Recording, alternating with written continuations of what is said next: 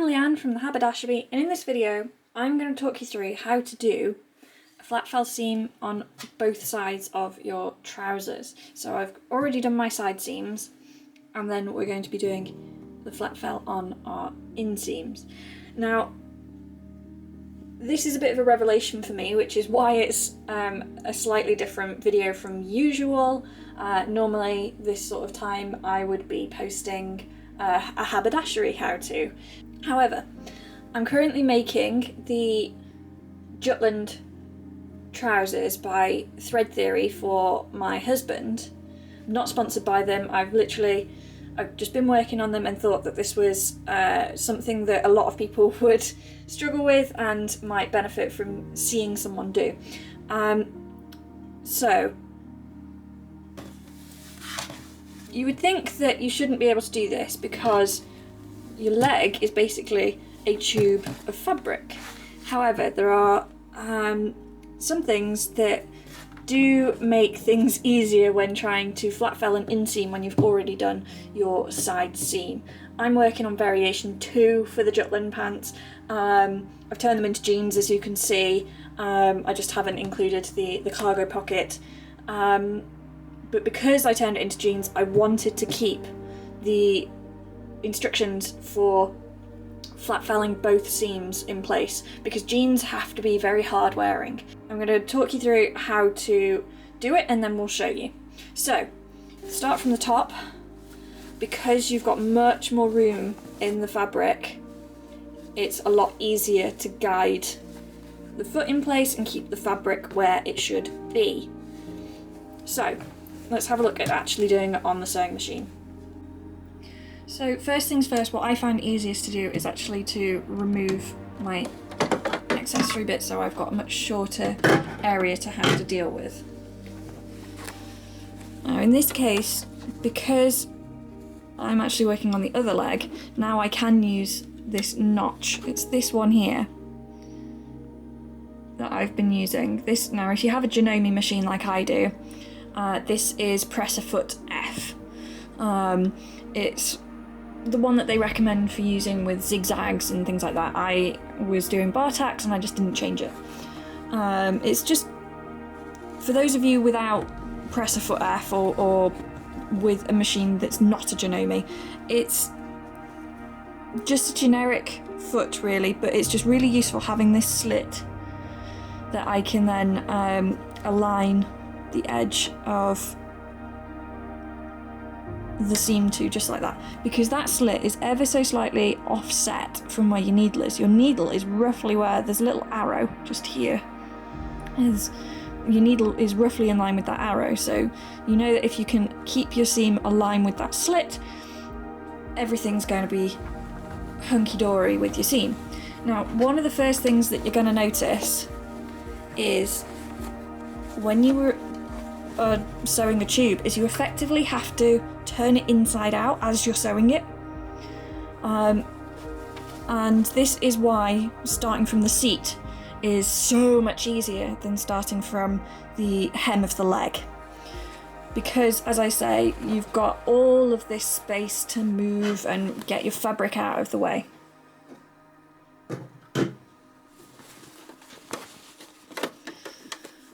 Also, do it really, really slowly. I've got my machine set to the slowest that it will go, so that I'm not going to accidentally run away with this. When you're happy with the placement, put your needle down, because you are going to need to stop often, and then start sewing.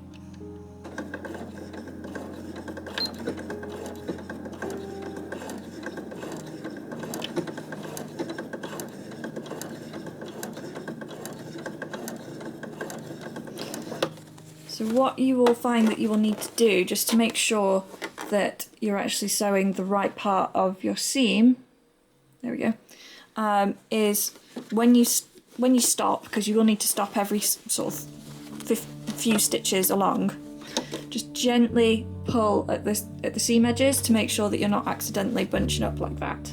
That was the big problem that I had doing it the other way round, was it was very easy because you end up with a massive bunch of fabric all right up here in front of in front of the foot basically. It makes it very difficult to see what you're doing.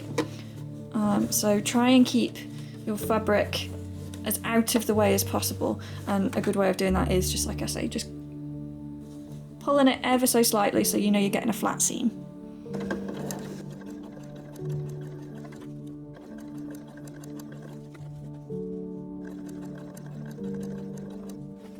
So you can start to see that the fabric's starting to turn in on itself like a tube, and that will make things a lot easier for you.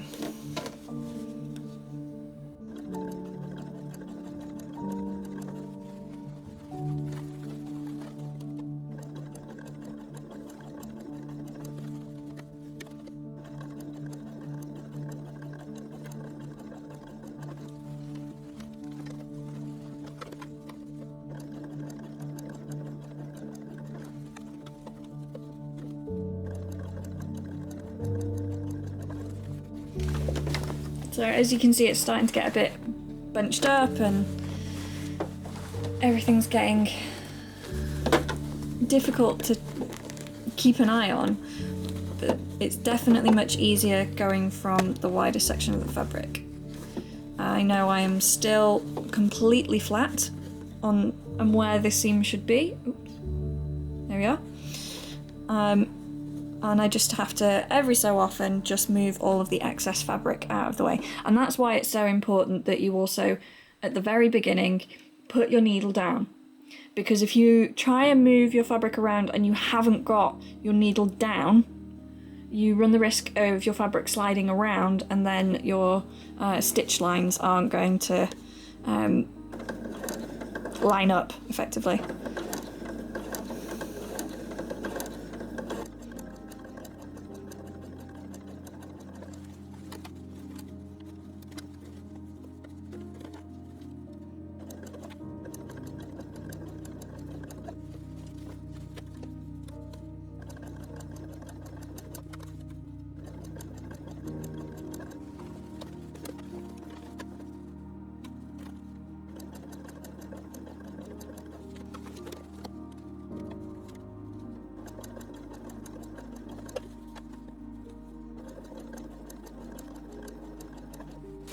So this is a long and slow process, but I promise you it's worth it at the end. Now, I'm following instructions from the pattern. If you don't know how to sew a flat fell seam and are interested in doing it on your own jeans, or just trying it out on something else before you have a go at making trousers, in the description I have put a link to the Jutland pants pattern by Thread Theory. I've also put a link to an ebook by In the Folds that goes through all the different types of seam finishing. Again, I'm not sponsored by In the Folds at all, but as a sewist, I never really knew what the different types were when I started sewing. I just kind of learned as I went along. And then when In the Folds released their ebook all about different seam finishes, I thought it was well worth downloading, because I'd heard terms on Instagram and in different pattern booklets and things like that of, oh, you need to do a French seam here, you could do a Hong Kong seam there, or in this case, do a flat fell seam. And I wanted to understand what the different seam finishes were, and it's really, really good for explaining that. So again, link to the Jutland pants pattern in the description, and a link to an ebook by In the Folds all about different seam finishes.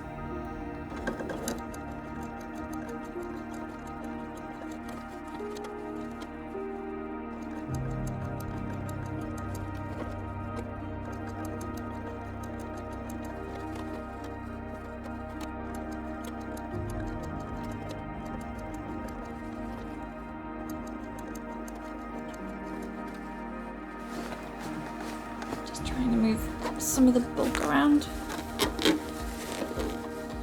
There we go. Refocus that.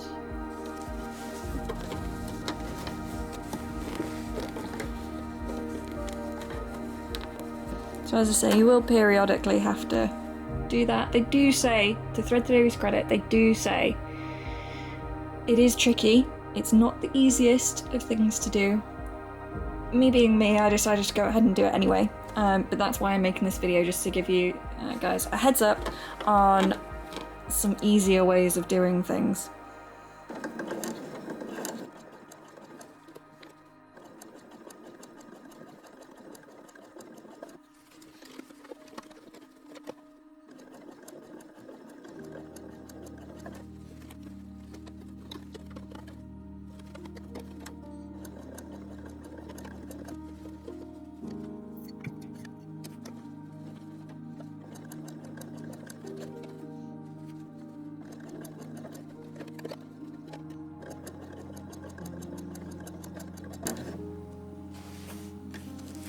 So we're getting towards the end now, so you can see I've got, oops, not very much left.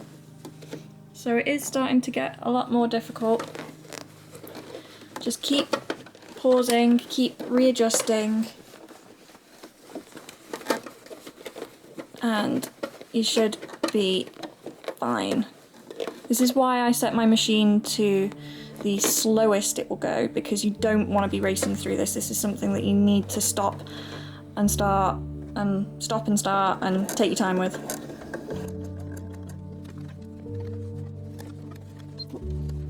Right, we're getting to the really tricky part now. Bear me see. There we go, there's some light.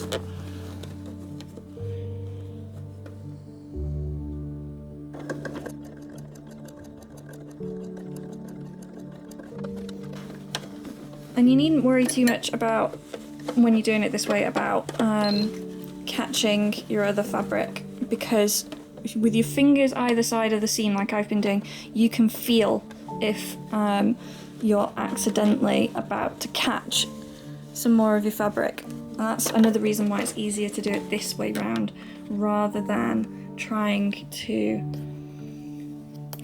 do it from the bottom of the leg up. So I can feel exactly where all the ripples in my fabric are, and I can keep them out of the way. So this is getting quite difficult to light now, just because of all the fabric in the way.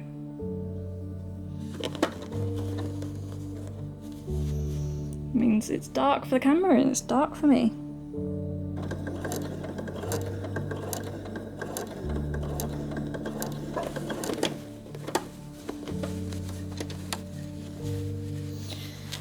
What you can also do at this point, if you're really, really struggling, backstitch a couple of times just to sort of finish your seam, and then turn it around and start from the other direction. I'm going to try and soldier on a bit more, because I've only got a little bit of the leg left. And I will see you in a few moments at the end of the video, because this is getting too dark for me to carry on filming. So there you have it. My inseam is all finished all the way down to the hem of the leg, and if you flip it inside out you can see I haven't wandered. Just by starting where I have lots of room makes it that much easier when you do get to the tricky parts. So it's just, it's a nice feeling when you do something that at first you can't work out, or you do wrong and you have to unpick it, and then it's like a light bulb moment. It's brilliant. And you know, you'll see a lot on, maybe not necessarily commercial jeans, but on commercial trousers. I've noticed, since spotting this technique, I have noticed several of my hiking trousers and my husband's hiking trousers all have this double flat fell seam technique. So it is worth putting up with the, you know, the difficulty and taking some time and working out how to do it properly. You do get that much nicer of a look on your trousers. So as I say, if you're interested in learning more about this pattern, not sponsored, but the pattern link is in the description.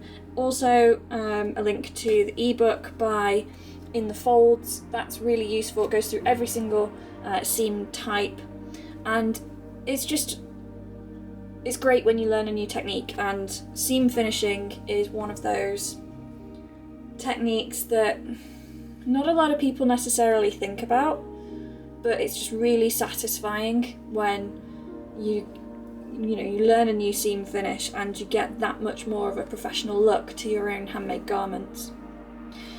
So thanks very much. I hope you've enjoyed this video and that it's been really helpful for you in learning how to sew a flat felled inseam when you've already done your side seam on your trousers.